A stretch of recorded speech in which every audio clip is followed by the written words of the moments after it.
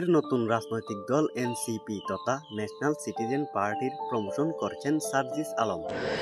2024 সালের ছাত্র জনতার এই গণঅভ্যুত্থান, খুনি ফ্যাসিস্ট হাসিনার পতন, দেশ ছেড়ে পালিয়ে যাওয়া, এরপরে যে এই নতুন বাংলাদেশের এই মুহূর্তের সবচেয়ে গুরুত্বপূর্ণ একটি ডিমান্ড হচ্ছে রাজনৈতিক দল। এই অভ্যুত্থান পরবর্তী সময়ে যেই তরুণ প্রজন্মের ছাত্র জনতার হাত ধরে এই অভ্যুত্থান সফল হয়েছে, সেই তরুণ প্রজন্ম ছাত্র জনতার নেতৃত্বে নতুন একটি রাজনৈতিক দল আসতে যাচ্ছে। আমরা আমাদের জায়গা থেকে মনে করি অভ্যুত্থান সময়ে পুরো বাংলাদেশের ছাত্র জনতার যে ডিমান্ড ছিল, সেই ডিমান্ডটিকে মাথায় রেখে আমরা আমাদের প্রত্যেক দিনের কর্মসূচি দিয়েছি, সক্রিয় অংশগ্রহণ করেছে এবং আমাদের এই অভ্যুত্থানটি ওই 5ই আগস্টে সফল হয়েছে। আমরা আমাদের জায়গা থেকে মনে করি এই 5ই আগস্ট পরবর্তী নতুন যে বাংলাদেশ, এই বাংলাদেশ যদি আমরা বিনির্মাণ করতে যাই, তাহলে সবচেয়ে গুরুত্বপূর্ণ বিষয় হচ্ছে জনগণের কথা শোনা।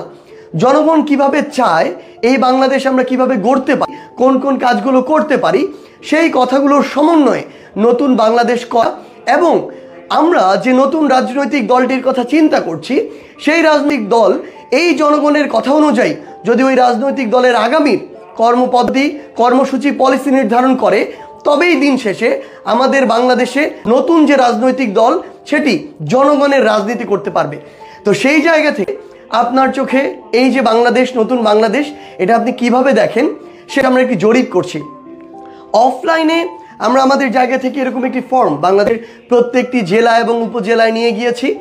তারপরও যদি অফলাইনে এই ফর্মটি আপনাদের কাছে না পৌঁছে, আমরা আমাদের জায়গা থেকে চাই যে অনলাইনে একটি গুগল ফর্ম পুরো করে আপনি আপনার মতটি তুলে ধরুন, যাতে নতুন এই রাজনৈতিক দল গঠনে আপনার মতটিও একটি গুরুত্বপূর্ণ মত হয়ে ওঠে এবং আপনার মতের ভিত্তিতে এই রাজনৈতিক দলটি গড়ে ওঠে।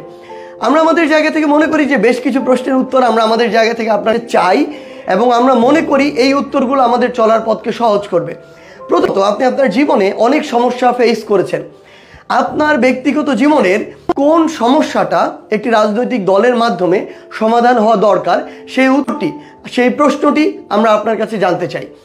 দ্বিতীয়ত, আরেকটি বিষয় আমরা আপনার কাছে জানতে চাই, এই যে আমরা একটি রাজনৈতিক দল করতে যাচ্ছি, আমাদের রাজনৈতিক দলের কাছে আপনার প্রত্যাশা কি? একদম খোলা মনে আপনি আপনার প্রত্যাশা করবেন, প্রয়োজন হলে যৌক্তিক সমালোচনাও করবেন। এবং আমরা আমাদের জায়গা থেকে আরেকটি জিনিস খুব করে আপনার কাছে জানতে চাই, কোন সবচেয়ে গুরুত্বপূর্ণ 3টি জিনিস যদি আমরা আমাদের জায়গা থেকে করি, বা কোন 3টি কাজ যদি আমরা আমাদের জায়গা থেকে করি, তাহলে দেশ বদলে যাবে। এই দেশ বদলানো 3টি কাজ আমরা আপনার কাছে জানতে চাই। এবং একটি গুরুত্বপূর্ণ বিষয়, যেটি স্বাধীনতার পরবর্তী সময় আপনার কখনো সুযোগ হয়নি, সেই সুযোগটি আমরা আপনাদের করে দিতে চাই এবং আমরা চাই আমরা সকলে মিলে এই কাজটি করব। আপনাদের আমরা শুনতে চাই আমাদের এই রাজনৈতিক দলের নাম কি হতে পারে, আমাদের মার্কা কি হতে পারে। এই সুবর্ণ সুযোগ কিন্তু মিস করা যাবে না, যে আপনার হতেও পারে যে আপনি যে রাজনৈতিক দলের নামটি বলেছেন, যে মার্কাটি দিয়েছেন, সেটি আমাদের মার্কা হয়েছে, সেটি আমাদের রাজনৈতিক দলের নাম হয়েছে। তো আমরা আমাদের এই প্রশ্নের উত্তরগুলো আপনাদের কাছে বিনীতভাবে জানতে চাই।